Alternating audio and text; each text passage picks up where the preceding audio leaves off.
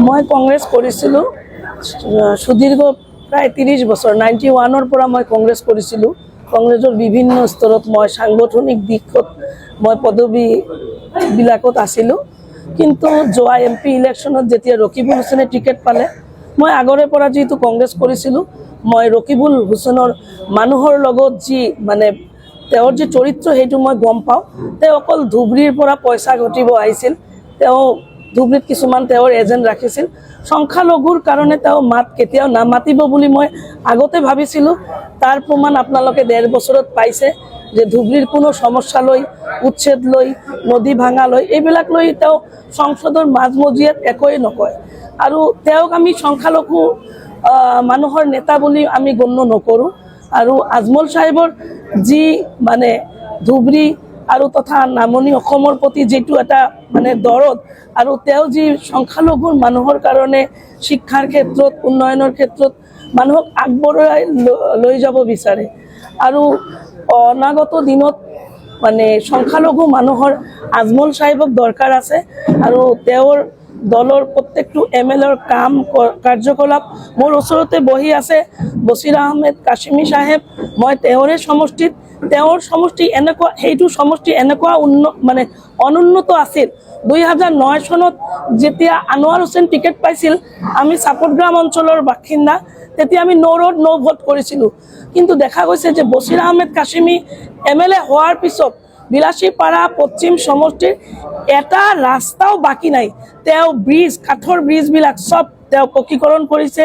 তেওঁ যিখিনি ৰাস্তা আছিল, যাতায়াত আমাৰ ইমান ভাল কৰিছে। গতিকে এনেকুৱাও অৱস্থা আছিল যে আমি মানে ডেলিভাৰী পেচেণ্ট ধুবুৰী কোকৰাঝাৰ লওঁতে ৰাস্তাতে ডেথ হৈ গ'ল হয়। গতিকে এইবিলাক কাম কাজৰ প্ৰতি মই আকৃষ্ট হৈছিলোঁ। আৰু বিশেষকৈ ৰকিবুল হুছেইনৰ যে মাইনৰিটি মানুহক বা কংগ্ৰেছ দলৰ নামত যে লুণ্ঠন ৰাজ চলাব, এইটো মই গম পাইছিলোঁ। আৰু তেখেতে যে এক্স জিলা প্ৰেচিডেণ্ট আছিল আবেদুজ্জামান জুৱেল, তেখেত 12,000 ভোট পাইছিল। তেখেত ৰকিবুল হুছেইনৰ খুব খাছ মানুহ হোৱাৰ কাৰণে তেখেতক তেওঁ জিলা কংগ্ৰেছৰ সভাপতি বনাই তেওঁ পঞ্চায়তৰ পৰা টকা লুটিবৰ কাৰণে তেওঁক বনাইছিল। মই বিলাসীপাৰাৰ পৰা 27,000 ভোট পাইছিলোঁ। অথচ মোৰ মতে এটা মানে মণ্ডল কংগ্ৰেছৰ প্ৰেচিডেণ্টো নহয়, কাৰণ অকল মানে শোষণ, ক'ত কেনেকৈ টকা ঘটিব পাৰে। আৰু আপোনালোকেতো দেখিছে যে যোৱা জিলা পৰিষদৰ যে গঠন হৈছিল, তাত ৰকিবুল হুছেইনৰ তেওঁ দপদপাই ঘূৰি ফুৰে যে আমি জিলা পৰিষদ গঠন কৰিম। কিন্তু AIUDFৰ সমৰ্থিত কেণ্ডিডেটক ভোট দিছিল। ইয়াত কোনো হৰ্চ ট্ৰেডিং একো হোৱা নাই।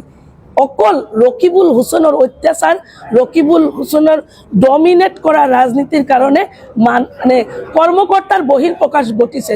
গতিকে এইবুলি ৰাইজেও 26ত বুজি পাব। আৰু তেওঁক আমি চিৰবিদায় দিম।